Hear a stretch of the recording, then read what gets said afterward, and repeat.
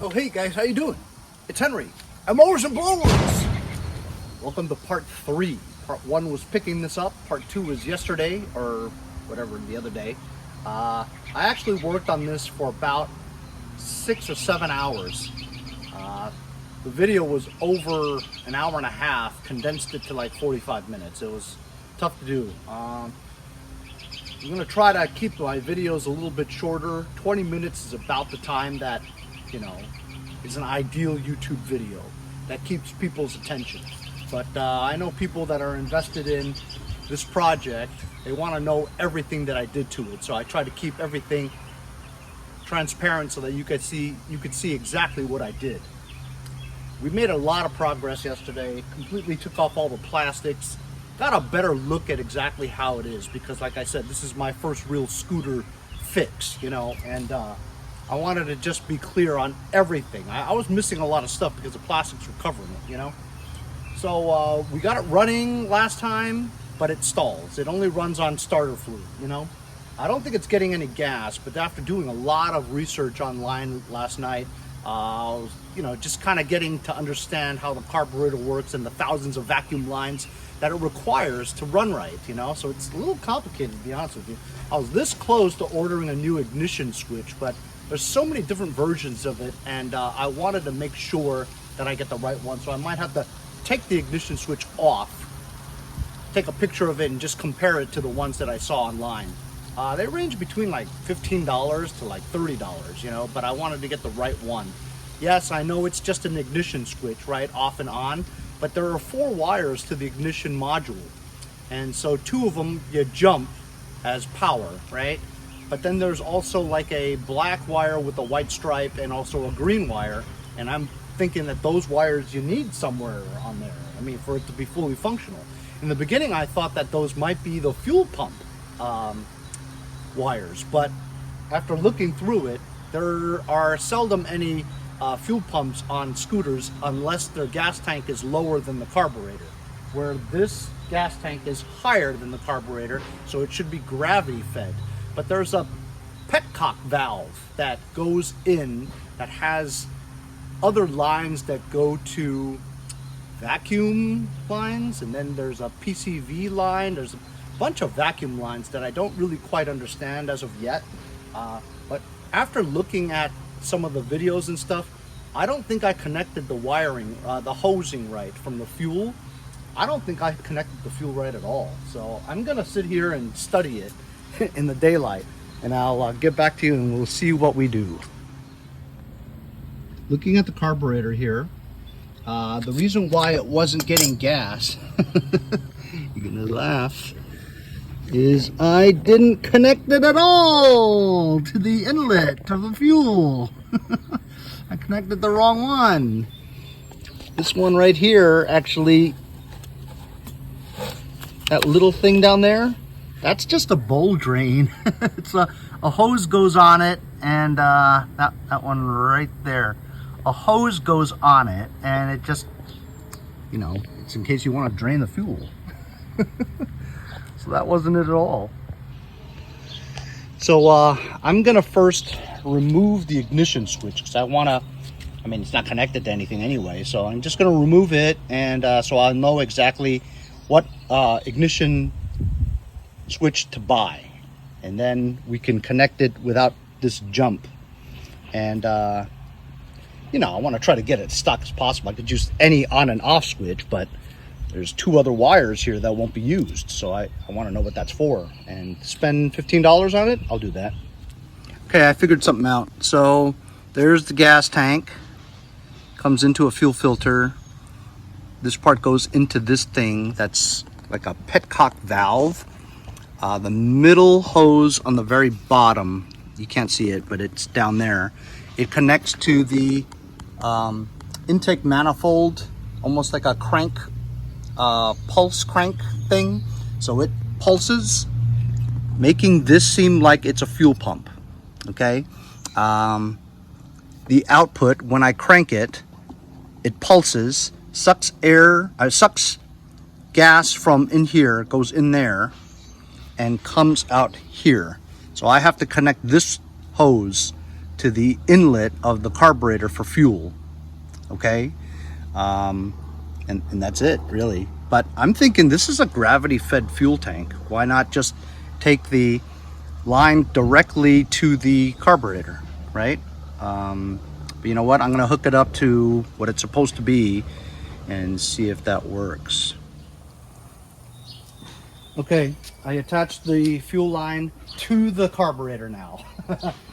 Because it's like a fuel pump type thing, you want to kind of help the pulse by getting it started a little bit so that it will pulse a little bit, because there's probably 18 inches of fuel line.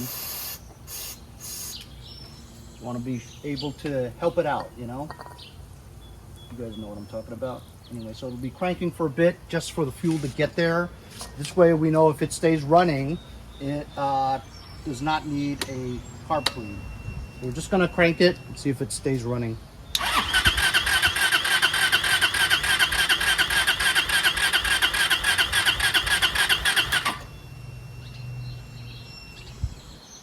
I think I see fuel going there. Transparent kind. So it has to fill the fuel bowl.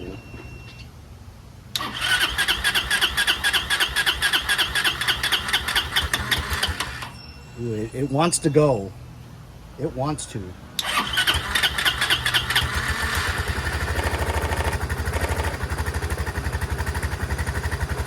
that idling? Whatever it is, it sounds great. If that's just idle, you know what I mean? Wow!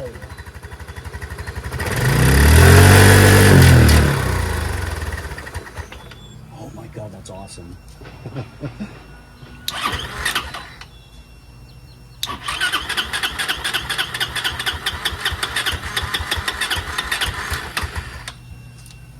gonna give it some throttle now.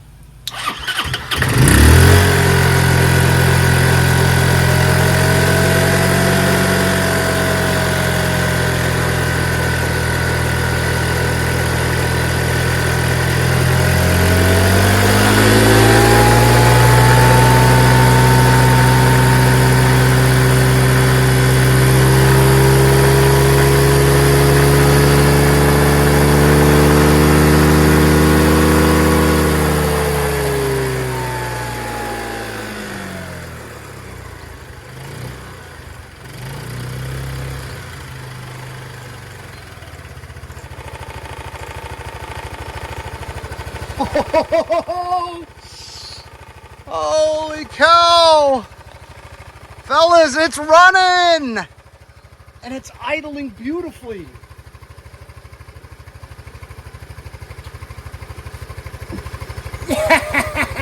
Yeah! We found it on the street, now it runs. I'm so dying to go take it out and riding it around, but it has no brakes. So that would be really dangerous. So I'd have to loosen up these brakes and see what's up with it. I'd have to take the brakes apart, the handle and all that stuff, because I saw them for sale. They were like 50 bucks each side, whatever. Probably find them for cheaper, but I want to check out the calipers and the lines and stuff like that, just to see whether or not it's just frozen there and it actually works. But the glass for the master cylinder is gone, so you couldn't put any brake fluid in there. And I'm kind of confused. I thought maybe this might just be a wire that goes to the rear, and it doesn't require, you know, brake fluid, but I'm not sure. So next thing I'm going to do is I'm going to remove this thing. I'm going to see if this charges. Well, you can't tell if it's charging the battery or not because it's on the jumper pack. So it won't start again because I think it's overheating because I don't have any fluid in the radiator. Also, when does the radiator fan kick in, you know? So I'm thinking maybe some of these wires that are not connected to the switch may have something to do with it. I'm not sure. But either way, I'll try it later when it cools off. Gonna remove the ignition switch so I can get a better look at it and know what to order. I removed the ignition switch. The sleeve, it says that, goes on the outside and goes like this. I'm gonna take this off and see what's inside. Maybe I could make it work without getting a new switch.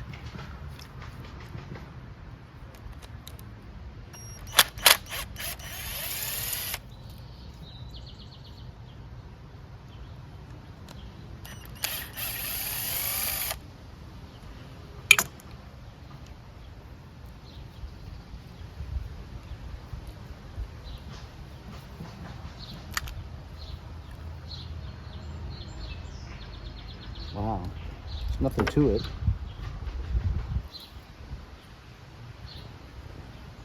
Let's study this. It's kind of cool, huh? Much respect to the guys who came up with these ignition switches. This is the lock to prevent the steering wheel from turning all the way, you know? Steering wheel lock. You can just remove that, you know, if you don't want it. I still can't get that middle part out. Took that plate off. I mean, it almost seems like unless you have the key, you're not going to be able to get it out. So, really ingenious. I mean, I still don't really understand how it works, but it won't work. I'm going to have to buy a new switch. I can't, you know, jig it so that it will work. I'm not a locksmith, but, you know, it goes in like that. You know, when you turn it, this thing comes out.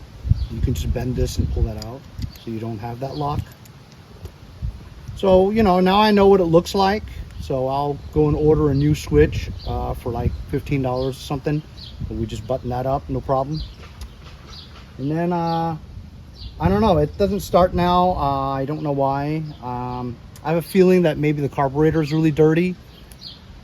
I think I should just clean it anyway, right? It's just a lot to do though. I mean, I feel so out of my element, so I'm worried about it. But I'm gonna try to take the carburetor out and see what happens. So I might as well put some antifreeze inside of here because there's no coolant, I don't think. And also it gives me an opportunity to see whether or not it, you know, there's a leak somewhere. So I had like, I don't know, a quarter jug of antifreeze, old. It's been sitting there for a long time, I don't know, but still green. Just added water into the jug and just fill it up.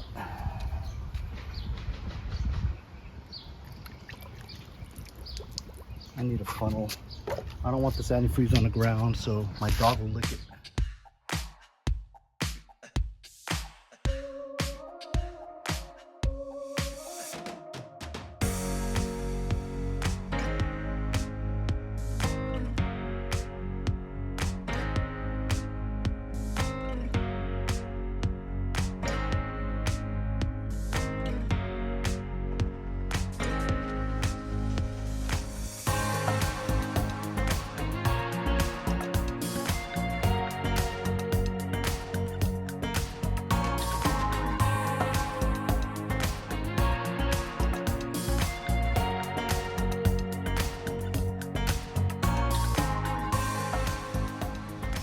Before I keep going with the time lapse, I was just about to put it all back together again. I did remove it. It was a pain in the ass because the hoses were in the way. You couldn't get the throttle cable off because it's just no room to put your wrench. You know what I mean?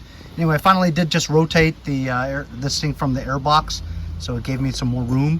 But when I took the cover off, spotless, hardly any corrosion or ethanol buildup. I mean, it looks new. You know.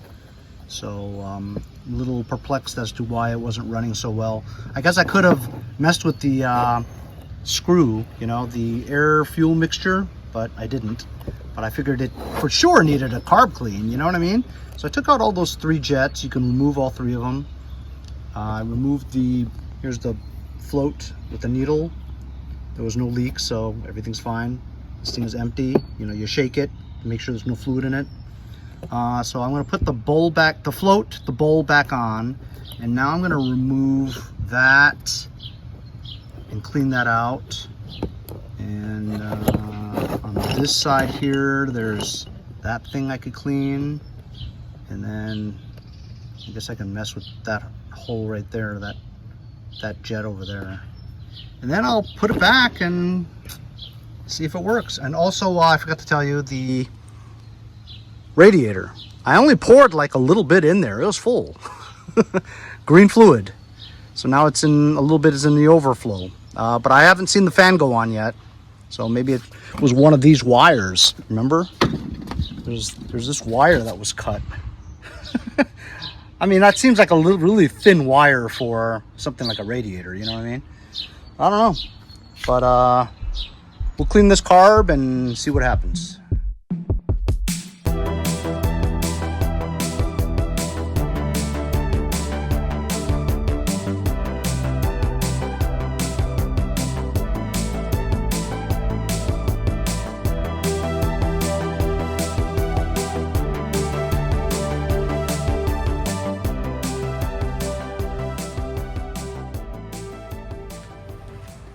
All right, clean the carb thoroughly.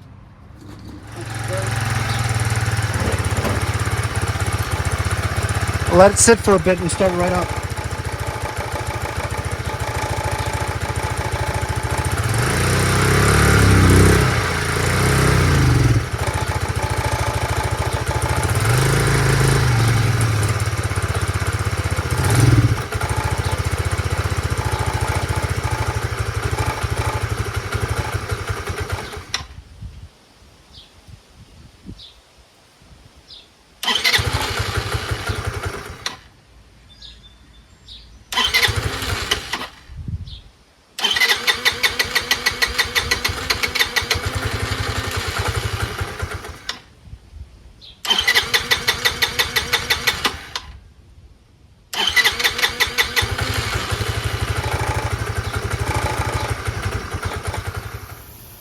So I was messing with it, running it for a long time, messing with the fuel mixture screw, and then it's overheating. A little bit of antifreeze is coming out, so you know, it's smoking a little bit.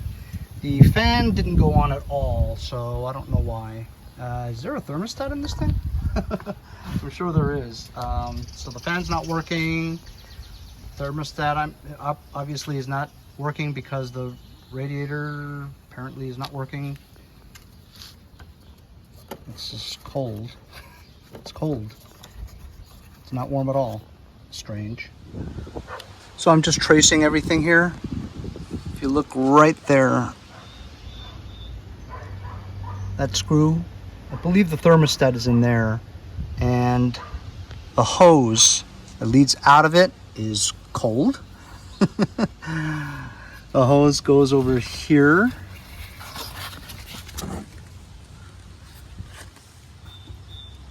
Both these are cold. Cold. So no fluid is going to the engine, in the engine to cool it. And then the return line on the bottom there goes into the radiator. And that is, oh, ouch, the engine's hot. But the hoses are cool. So I have a feeling that the thermostat is bad in there and it's closed. So it's not letting any of the cold antifreeze go through the engine. Like we said, we cleaned the carburetor. It still doesn't seem to be running great, you know. I'm messing with the fuel mixture screw, but when I was in the middle of that, the engine was overheating, so I shut it down. I just really clipped the fast battery onto here. It's a lawn tractor battery. Seems to work pretty good, but I can't keep it connected because it's mimicking basically the same thing as having the key on all the time. So I have to just disconnect it for now. Cleaning the carburetor was a big deal for me. I didn't think I could do it. It was pretty clean to start with, so it's bogging down at high RPMs if you throttle too much, and so I don't really know. It could be vacuum hoses or PCV or something like that. I'm not sure. But my next episode is going to be, well, first I'm going to order a key. So we could put the ignition key switch back in there. And then I have to kind of figure out when this cools down, of course, another time. I'm gonna take that out and check out the thermostat, maybe order one if I have to. Then I'd have to try to loosen up the brakes, install the ignition switch when it comes, and maybe I should try connecting this wire, because look, this wire is cut or pinched, I'm not sure, but I think I should connect it just to see what happens next time. So pretty decent progress, huh? Considering that I thought this was going to be like the golf cart video where there was like 30 episodes or something. But look, this is episode 3 and it's running on its own. It just needs a little bit of carburetor tuning is what it is, or vacuum line investigation. There's so much stuff going on with the vacuum, you know what I mean? And a positive crankcase ventilation thing, you know, the battery issue, the ignition switch issue, the brake issue, eventually putting the plastics back on again. I think before I put the plastics back on, I'm actually, like, when it's all said and done, ready to run. Ooh, that rhymed. Said and done, ready to run. I might kind of sand down the plastics and paint it sunrise red. That would be awesome. That's before I put it back on again. But that's pretty good. Next episode, we're gonna have to figure out the ignition switch when it comes. That'll kind of take care of the... I don't know, I might try to hide a lawn tractor battery in there somewhere. Well, I eventually have to buy a motorcycle battery. Those are pretty expensive too. And also figure out the cooling situation and then the brakes. So we have plenty to go. A little bit of it today. I didn't think I would have the balls to take the carburetor off and clean it, but I did manage to take it off. It's actually pretty easy to take it off considering all the vacuum lines everywhere, right? But the carburetor was clean though, so it still doesn't run that great. But it runs, which is amazing. I didn't think I would get to this point after just 3 episodes. But anyway, thanks a lot for joining me, fellas. We'll see you guys next time on Mowers and Blowers. Oh, hey guys, how you doing? Yeah, after I did that video, I decided that I was going to come out and put automatic transmission fluid in my sketchy truck. This is the only way to do it. What a catastrophe. Got this bottle, hose, and it's just a mess. That's it. That's all I wanted to show you. That Ford designs their trucks sucky. To check your transmission fluid, you have to crawl down right here, that's right, near the catalytic converter while it's piping hot. And this bullshit dipstick is supposed to go in there along with this nut. Ridiculous. How are you supposed to fill it? How are you supposed to fill the transmission fluid? Unless you don't have like a curved straw with a squeeze bottle, which is what I made. Of course, my squeeze bottle, the cap is not tight, so if you push too hard, it'll come off and spray yourself with transmission fluid. But anyway, yeah, just another day underneath the car. Yeah. Anyway, I hope you guys enjoyed the video today. The motorcycle is fun. I am very intrigued, and I'm very pleased that I got it running. Anyway, see you guys later. See you guys next time.